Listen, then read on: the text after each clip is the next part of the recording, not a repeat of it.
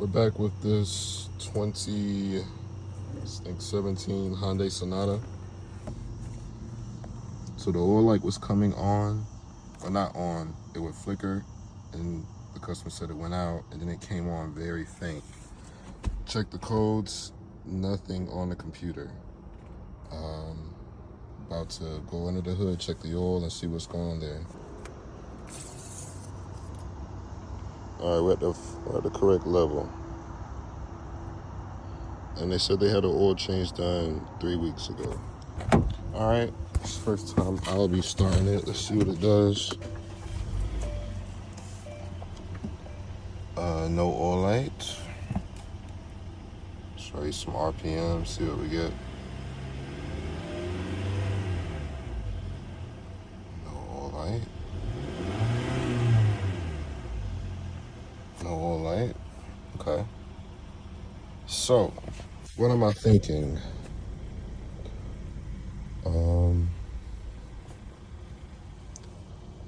Not gonna put the place, but the oil change was done and the correct oil is in it, supposedly. Unless someone maybe just grabbed the wrong oil.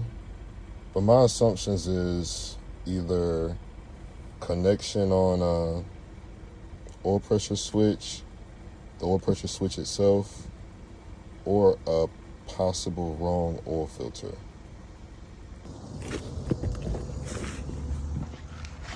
Okay, so the oil filter does have a little bit of uncleanliness to it, but it is tight. And it's 8.5. Let's see if I can get a shot. Yeah, CarQuest 85334. Off the top of my head, I want to say this is correct for this engine, but I'm going to cross-check. A wrong oil filter can cause flow issues, which would, could cause a intermittent oil light, oil pressure light. Also, while we're here, I want to get a look at the oil switch, which is up there where you see that yellow. And you can see it's kind of wet.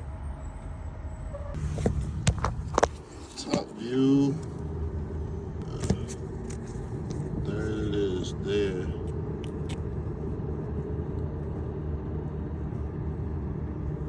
It's very hard to see. Let's see if I get a better shot. It is a little bit of like oil residue around it. Could be internally failed. Alright, so we're gonna try and get this from the bottom. Not gonna try, we're gonna get this from the bottom. I'm gonna take this front shield off. Looks like it's just tins for the most part. It looks like they're different threads, so don't get them mixed up. One's coarse, one's not. I'm not quite taking my oil filter out yet. I'm getting the bracket out. Yeah, they got that bike singing. I'm coming through here to get my bolts for the bracket. All right, now we got a better look at our oil pressure switch. Let's see if we can zoom.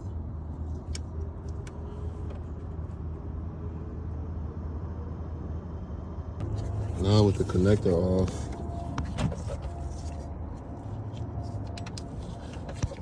you can see oil coming out of the plug.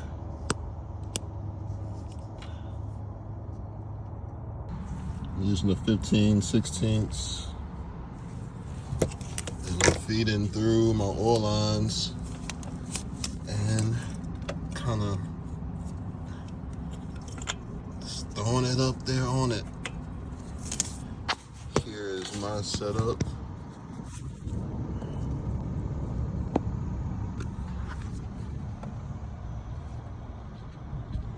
Do keep in mind that the alternator charging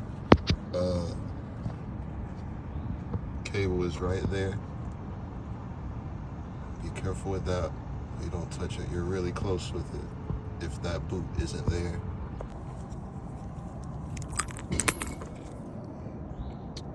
We'll call that a failure.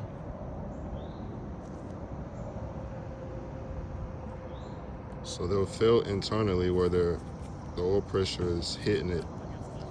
It'll bust through the seal within the sensor and start to push oil through the sensor into the connector.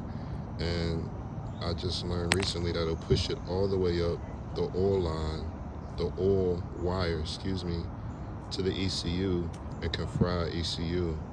It's something I learned on the Chevys with the oil pressure switches on Chevys, the 5.3s and 6.0s, the 6.2s. It'll do that same thing.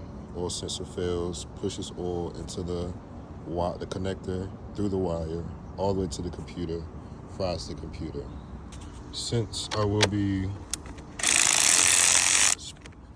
spraying the connector with mass airflow cleaner when I get back, which will clean the oil from the connector and hopefully most of the wire, I don't want it to have any electrical, especially since the key is the key fob is one of those type.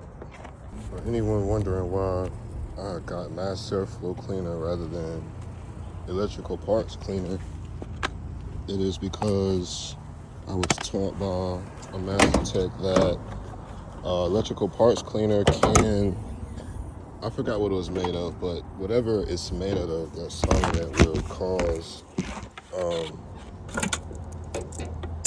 it'll cause your rubber seals and weather seals inside of the connectors.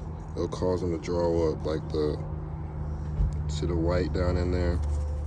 So mass airflow cleaner is the one electrical cleaner that is able to clean electrical parts and not hurt the seals, the rubber. So I use that for everything that I can. If it's really, really bad, I'll use electrical parts cleaner, but I notice it leaves a little bit of a residue, and you have to let it dry longer. Mass airflow cleaner just is the best option from what I was taught and from what I have experienced for myself. You want to spray from the back side of the sensor out because you can spray and push the oil or whatever back through the lines. I know y'all can't see anything. This is a hard shot, but I have a pretty decent view of the back side of the sensor, which y'all really can't see. Maybe you can see now. But I'm gonna spray from this side rather than into the connector. But I'm trying to spray it a little more. As you can see, it's still got oil coming out. All right, so gonna let that dry as long and well as you can. While it's drying, we'll put our new sensor in. How I had to contort my arm to get in here was like this. And I just failed around until I got it where it needed to be, which is right about here, and screwed it on.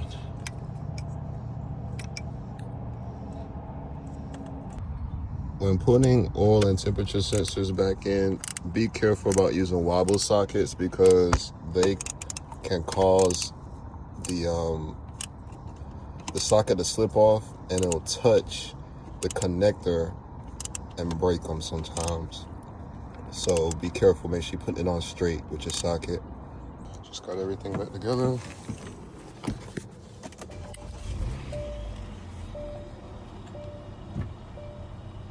No oil light, although there wasn't one before. Now let's check for leaks at the sensor. It's a little too hard for y'all to see, but I'm checking down through this little passageway right here.